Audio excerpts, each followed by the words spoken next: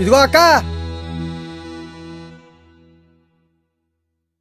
నీ పేరు రాజేశ్వరి, మీ ఆయన పేరు బాబురావు. ఈ 5 ఏళ్ల జగనన్న పాలనలో మీకు మీ కుటుంబానికి అమ్మ ఒడి ఆటో నేస్తం పథకం కింద 1,02,000 రూపాయలు లబ్ధి చేకూరింది. ఈసారి కూడా తప్పనిసరిగా మన జగనన్నకు ఓటేయాలా. ఒక్క నిమిషం ఆగండి. అక్క, టీలు గట్రా ఏం వద్దులేక.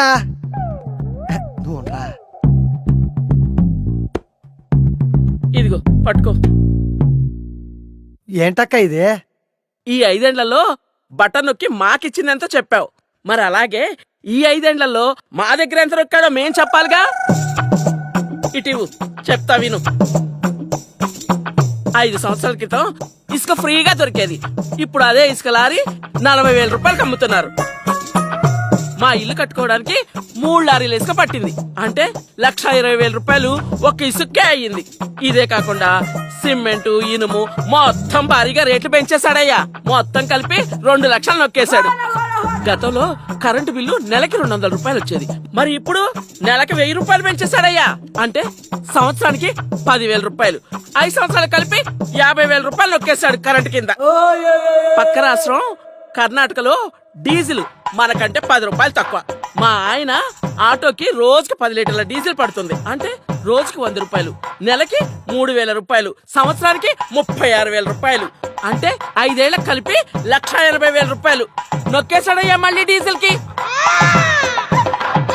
ఇదిగో నిత్యావసర ధరలు ఆకాశానికి ఎత్తేసాడయ్యా. బస్ ఛార్జీలు ఎక్కడికైనా వెళదామంటే డబుల్ చేసేసాడు.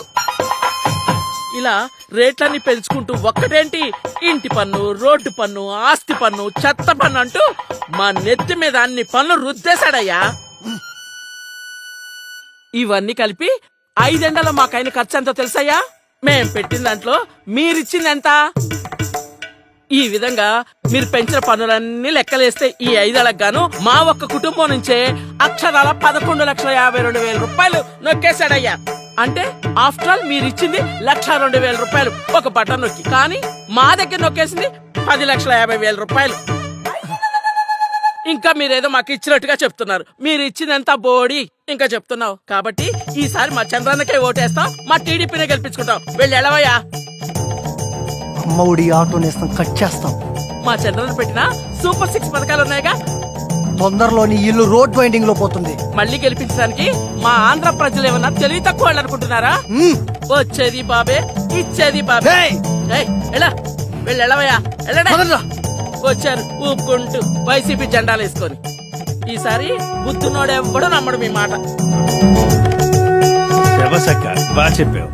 మద్యం ధరలు పెంచేసి నా దగ్గర కూడా 5 ఏళ్లలో 2,16,000 నొక్కేశాడు దుర్మార్గుడు. ఈ జెండా పట్టుకొని మరి ఏడుతోటి ఎందుకు తిరుగుతున్నావు? బుద్ధి లేదా?